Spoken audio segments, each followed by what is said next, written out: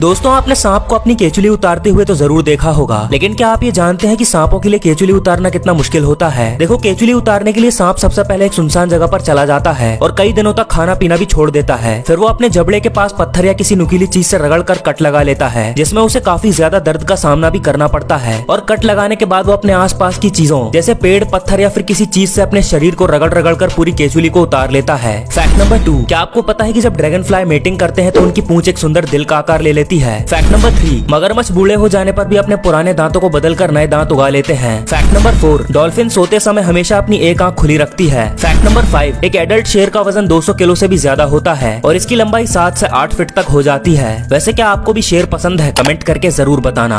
मधुमक्खी का शहद खत्म होने के बाद जो छत्ता बचता है उसका इस्तेमाल शहद से भी ज्यादा होता है। देखो, मधुमक्खी का छत्ता मोम से बना होता है जो कि मधुमक्खी के पेट से निकलता है, और जब इसके साथ नारियल का तेल, कोको बटर, पेपरमिंट का तेल मिलाते हैं तो ये एक बेहतरीन लिप बाम बनकर तैयार हो जाता है, जिसे फटे हुए होंठों पर लगाने से काफी ज्यादा फायदा मिलता है। और दूसरा ये कि मधुमक्खी के छत्ते में नारियल के तेल को मिलाकर बालों में लगाने से हेयर फॉल रुक जाता है, और ये एंटीऑक्सीडेंट से भरपूर होता है जिसे खाने से इम्यूनिटी बढ़ती है। और साथ ही मधुमक्खी के छत्ते का इस्तेमाल कई सारे कॉस्मेटिक प्रोडक्ट्स बनाने में भी किया जाता है। आपको पता है चिकन अपना सिर कटने के बाद भी जिंदा रहते हैं क्योंकि इनका दिमाग सिर में नहीं बल्कि गर्दन और सिर के बीच में होता है। वैसे क्या आपने कभी चिकन खाया है? कमेंट करके जरूर बताना। रेगिस्तान में रहने वाले कई जानवर ऐसे होते हैं जो कि बिना पानी के कई सालों तक जिंदा रह सकते हैं, और रेगिस्तान में रहने वाले ज्यादातर जीव जमीन के अंदर रहते हैं। लेकिन अब सवाल आता है कि रेगिस्तान की तपती जमीन पर रहने वाले ये जानवर बिना पानी के कैसे जिंदा रहते हैं। दरअसल दोस्तों, जितने भी जीव रेत के अंदर रहते हैं वो जमीन से निकलने वाली नमी को एब्जॉर्ब करके अपनी जरूरत को पूरा करते हैं। और रेगिस्तान में एक ऐसा मेंढक पाया जाता है जिसे वाटर होल्डिंग फ्रॉग के नाम से जाना जाता है। ये अपने मुंह के पास बनी थैली में अपने वजन से 2 गुना ज्यादा पानी स्टोर कर लेता है, जिसके बाद ये मेंढक 5 सालों तक बिना पानी के जिंदा रह सकता है। रेगिस्तान में रहने वाले सांप, पक्षी और बाकी के जीव इसी मेंढक के भरोसे जिंदा रहते हैं क्योंकि वो इसे मारकर अपनी पानी की जरूरत को पूरा करते हैं। ऑक्टोपस की कुछ प्रजातियां ऐसी भी होती हैं जो कि एक बार में 55,000 से भी ज्यादा अंडे दे सकती हैं। वैसे आपके यहाँ अंडा कितने का मिलता है? कमेंट करके जरूर बताना। ये है दुनिया की सबसे बड़ी मांसाहारी छिपकली, जिसे कोमोडो ड्रैगन के नाम से जाना जाता है। ये अपने सामने आने वाले किसी भी जानवर को निगल लेती है, लेकिन अब सवाल आता है कि क्या ये खतरनाक ताकतवर छिपकली इंसानों को भी निगल सकती है? देखो, ये छिपकली देखने में जितनी बदसूरत लगती है उससे कई गुना ज्यादा खतरनाक होती है, क्योंकि इस छिपकली की लार में एक ऐसा वेनम होता है जो अगर किसी भी जीव के शरीर में चला जाए तो कुछ ही घंटों में उसकी मौत हो सकती है। ऐसे में जब ये छिपकली बड़े से बड़े जीव को निगल जाती है तो इंसान को तो बड़ी आसानी से निगल सकती है। आपको पता है कि सांप दुनिया के हर कोने में पाए जाते हैं, लेकिन अंटार्कटिका एकमात्र ऐसा देश है जहाँ एक भी सांप नहीं है, क्योंकि सांप बर्फीली जगह पर जिंदा नहीं रह सकते। आपने उड़ने वाले सांप के बारे में तो जरूर सुना होगा, लेकिन क्या सांप सच में उड़ सकते हैं? आइए जानते हैं। दरअसल दोस्तों, पैराडाइज ट्री स्नेक प्रजाति के सांपों का बॉडी स्ट्रक्चर बहुत ही अलग होता है, और ये सांप बहुत ही ज्यादा फोर्स लगाकर काफी ऊंची छलांग लगाते हैं, और जैसे ही ये नीचे आने वाले होते हैं तो ये अपनी बॉडी को फ्लैट कर लेते हैं, जिस वजह से ये एक बार में 25 मीटर की दूरी तय कर सकते हैं। और इस सांप के एक पेड़ से दूसरे पेड़ पर छलांग लगाने को ही लोग उड़ना समझ लेते हैं। लेकिन दोस्तों, सच तो यह है कि आज तक सांप की ऐसी किसी भी प्रजाति को नहीं खोजा गया जो उड़ सके।